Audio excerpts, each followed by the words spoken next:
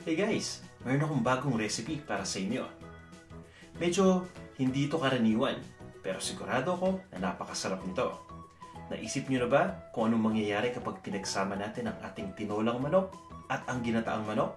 Ito yon, ang tinolang manok sa gata. At ito yung mga ingredients. Gagamit tayo ng manok, ng fresh na malunggay. Kailangan din natin dito ng gata o ng coconut milk. Papaya, ito yung hilaw ng papaya, hiniwa lang natin into wedges. Gagamit din tayo dito ng sibuyas, ng luya. Siyempre, hindi mawawala dito yung bawang. At para medyo maanghang, kailangan natin dito ng sili.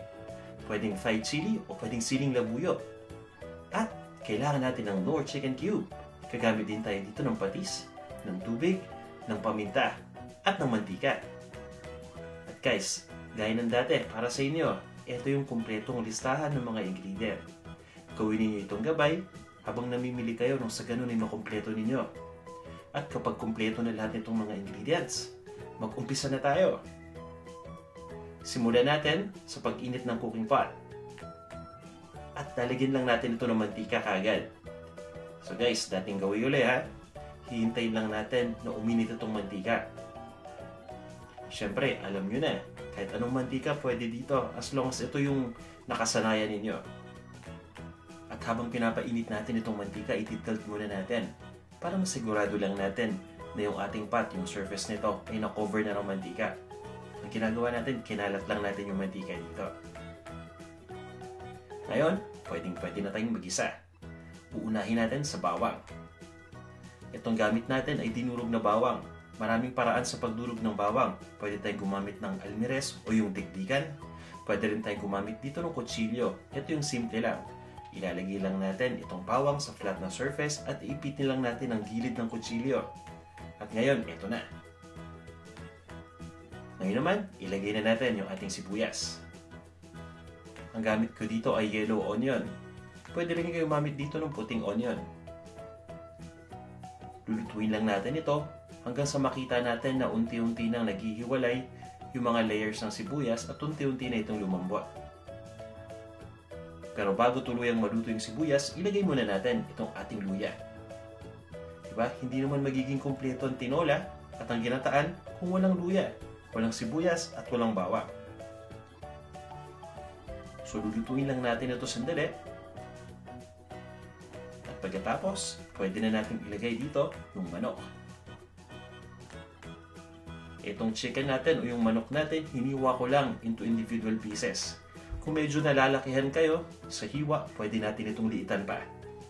Lulutuin lang natin hanggang sa mag-brown itong manok. At once na nag-brown na yung buong manok, ibig sabihin yung lahat ng gilid ng manok ay nag-light brown na katulad nito, ilagay na natin yung ating gata o yung coconut milk. At pagkatapos ay hahaluin lang natin ito. Dahan-dahan lang ng paghahalo ang kailangan natin. Hihintayin lang natin na kumulo itong gata. Diba, obvious naman yung ginagawa natin ngayon. Nagluluto muna tayo ng ginataan ng manok. Dahil iba itong niluluto natin ay chicken tinola sa gata. So yung tinolang part, mamaya natin gagawin. Nagagata muna tayo ngayon. So isipin natin guys, kapag nagluluto tayo ng ginataang manok, ano pa yung nilalagay natin dito? Karaniwan, kung akong tatanungin ninyo, lalagyan ko ito kagad ng ground black pepper. Pati na rin ng sili. Paborito ko kasi yung maanghang na ginataan. At yun ang gagawin ko, maglalagay na ako ng mga ingredients na yon. Ito na yung ating ground black pepper. At samahan natin ng konting fried chili.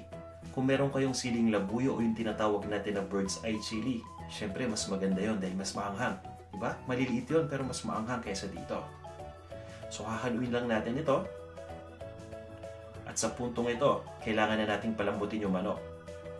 So ang ginagawa ko karaniwan ay ito-turn ko lang yung heat sa low. At tatakpan ko lang ito at lulutuin lang natin ito hanggang sa tuluyan ng lumambot yung ating manok. Makaraan ng ilang minuto ng pagluluto, sa mahinang apoy silipin na natin. Ayan, haluin lang natin ito sandali. At sa puntong ito, sigurado na tayo na malambot itong manok. Kumbaga, halos ginataan na ito. Pero parang may kulang pa, di ba? Maganda na sana yung ginataang manok, meron ng gata, may sile, mas maganda kung may konting gulay. Kaya lagyan muna natin ito ng papaya. Ang gamit natin dito yung unripe na papaya o yung hilaw na papaya. Kaya sa puntong to, parang gulay pa rin ang category. Pero syempre, alam naman natin ang papaya ay prutas, di ba?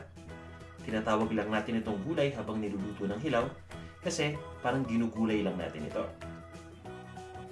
Once malagay na natin yung papaya, haluin lang natin ito at siguraduhin lang natin na nalublog natin ito dito sa gata. Nang sa ganun ay mas madali itong maluto. Alam nyo kasi guys, itong papaya medyo may katigasan, kaya kailangan natin itong lutuin na sandali. At sa puntong ito, tatakpan muna natin itong lutuan at itutuloy lang natin ang pagluto ng papaya.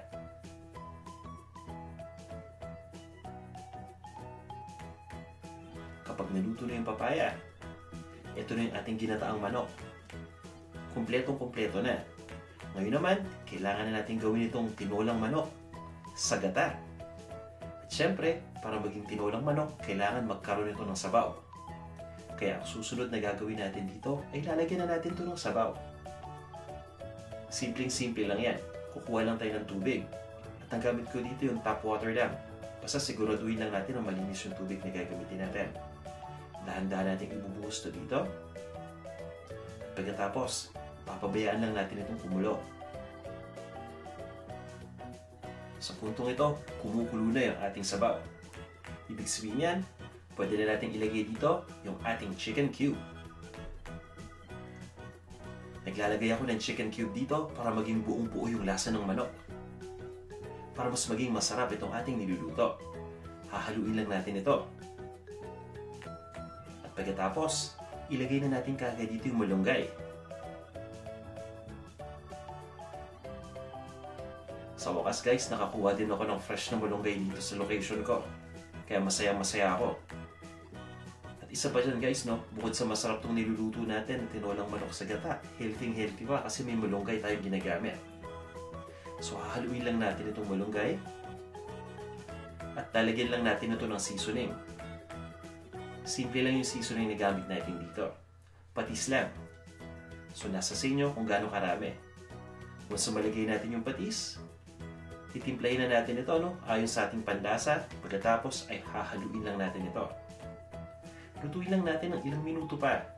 Pagkatapos, ilipat na natin sa isang serving bowl. At serve na natin.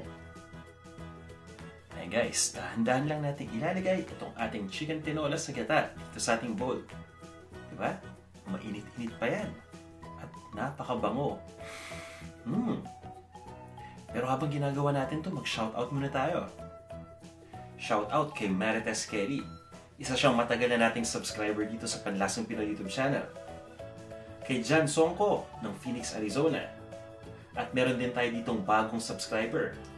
Siya si It's Rocky Channel. Welcome sa Panlasang Pinoy. Si Gerard Susmena ng Chicago. Malapit lang dito yan. At si Karen po. Sabi nga ni Karen akala talaga nila ang galing kong magluto. Di nila alam, ikaw lang yung dahilan ng lahat ng yon. Tapos tumawa pa siya. Ha ha ha ha. Salamat sir. Pero Karen, alam mo, gabay lang ako. Ikaw talaga yung gumawa nan, kaya good job ka. At last shoutout natin ngayon, si Tabs Tupas. Tabs, maraming salamat sa pag-comment palagi at pag-load ng ating mga videos. Alright guys, sa puntong ito, halos nalagay na natin itong ating chicken, pati na rin yung sabaw dito sa ating bowl. O diba? Tama-tama na. Kanin na lang ang kulang. Pero papaalalahanan ko kayo ulit ha. Dahan-dahan lang sa kanin. Ito na ang ating chicken tinola sa gata. Maraming salamat sa pagnood nitong video. At kung hindi pa kayo nagsasubscribe, subscribe naman kayo dito sa ating Panlasang Pinoy YouTube channel. Hanggang sa muli.